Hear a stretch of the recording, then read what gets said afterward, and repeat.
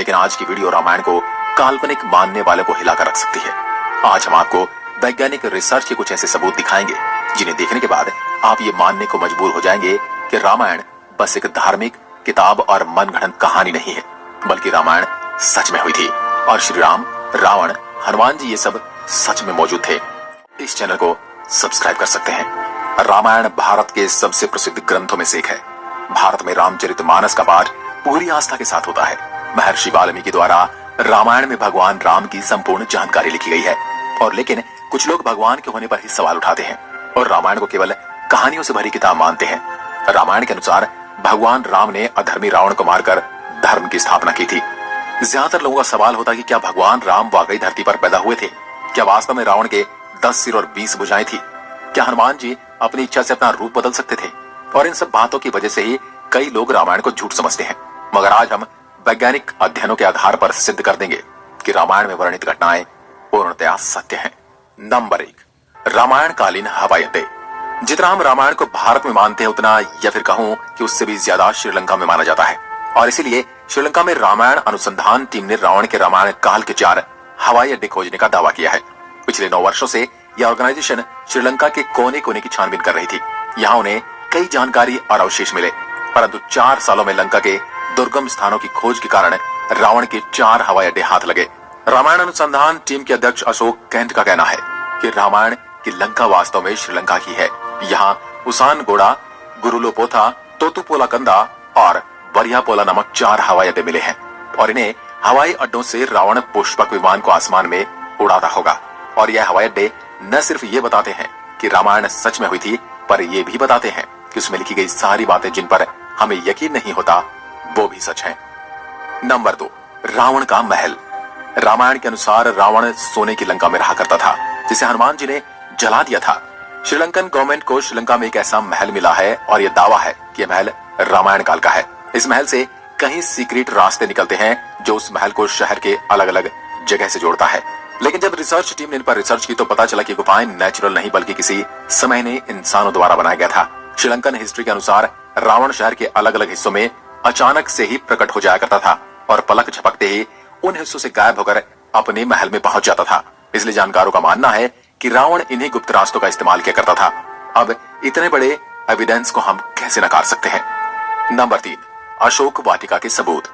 रामायण के अनुसार रावण ने माता सीता का हरण करके उन्हें अशोक वाटिका के अंदर रखा था। कहा जाता है कि अशोक वाटिका रावण का सबसे पसंदीदा स्थान था। ये जगह इतनी रहस्यमयी थी कि हनुमान जी इसे आसानी से ढूंढ नहीं पाए थे। मगर हैरानी की बात तो ये है कि वह अशोक वाटिका आज भी श्रीलंका में मौजूद है। ऐसा माना जाता है कि एलिया पर्वत की एक गुफा में माता सीता को रखा गया था जिसे सीता एलिया नाम से जाना जाता है। यहाँ सीता माता का एक मंदिर भी है जिसे विरांग टोक कहते हैं और वही आंगना से 10 किलोमीटर की दूरी पर है। यहीं पर सीता जी का अपहरण कर पुष्पक विमान को उतारा गया था। मगर यहाँ पर जिस बात ने सबसे ज्यादा चौंकाया वो यहाँ मौजूद पेड़ हैं। रामायण ग्रंथ में इस बात का जिक्र मिलता है कि अशोक वाटिका में अशोक के वृक्ष बहुत ज्यादा थे, इसलिए इसका नाम अशोक वाटिका रखा गया था। तब जैसा रामायण में इस वाटिका के बारे में कहा गया था वैसा आज यह गार्डन है, जो कि इसे हम रामायण कालीन एक सबूत मान सकते हैं। नंबर 4, द्रोणगिरी पर्वत। दोस्तों, रामायण में लिखा हुआ है कि युद्ध में जब मेघनाद द्वारा लक्ष्मण जी मूर्छित हो गए थे, उनकी जान बचाने के लिए संजीवनी बूटी की जरूरत पड़ी, जिसके लिए जड़ी बूटी लाने का जिम्मा हनुमान जी को दिया गया था।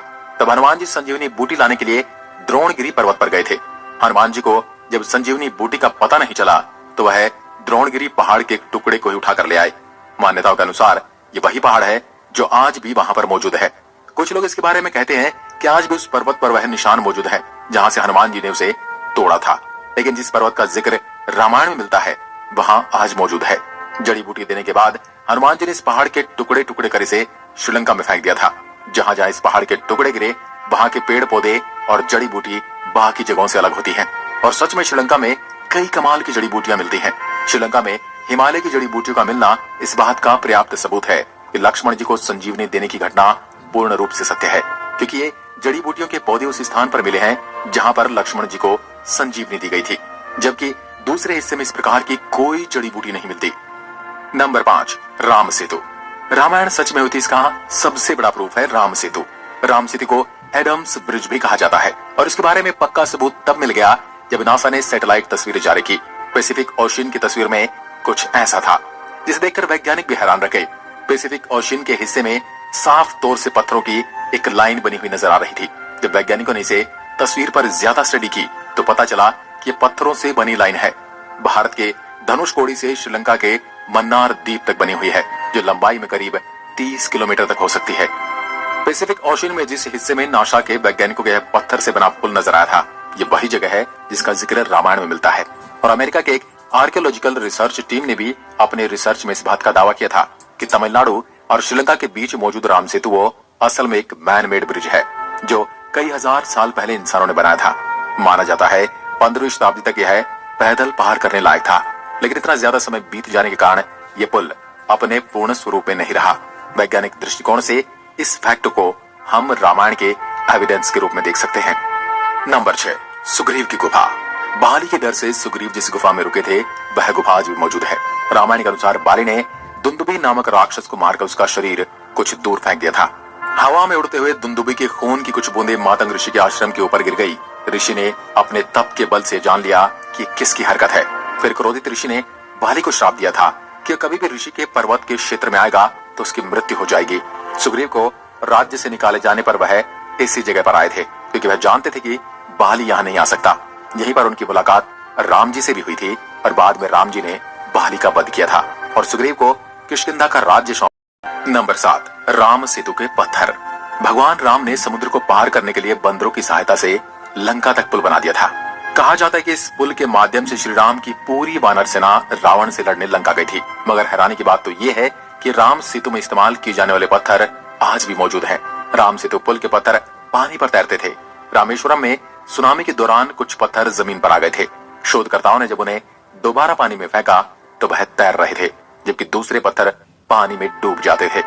शोधकर्ताओं के अनुसार इसके लिए एक विशेष प्रकार के पत्थर का इस्तेमाल किया गया था, जिसे विज्ञान की भाषा में प्यूमाइस स्टोन कहते हैं।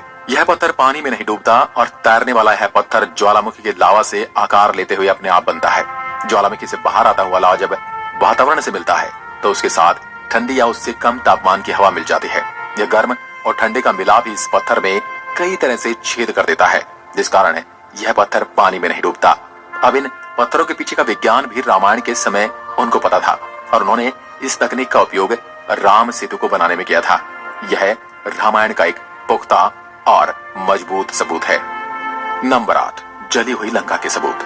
रामायण ग्रंथ के अनुसार हनुमान जी ने लंका के सोने की नगरी को जला दिया था, मगर अभी कुछ एविडेंस मिले हैं जिन्हें लेकर कहा जा रहा है कि लंका के जलने के सबूत आज भी वहां पर मौजूद हैं। जिस जगह पर श्रीलंका को जलाया गया था वहां की मिट्टी आज भी काली है, जबकि उसके आसपास की मिट्टी का रंग वैसा ही है जैसा कि नॉर्मली मिट्टी का होना चाहिए। बस इतने से इलाके में ही काली मिट्टी मौजूद है, जो कि जली हुई लंका के सबूत को बताती है। इस बात को भी हम एक इत्तेफाक कहकर टाल नहीं सकते।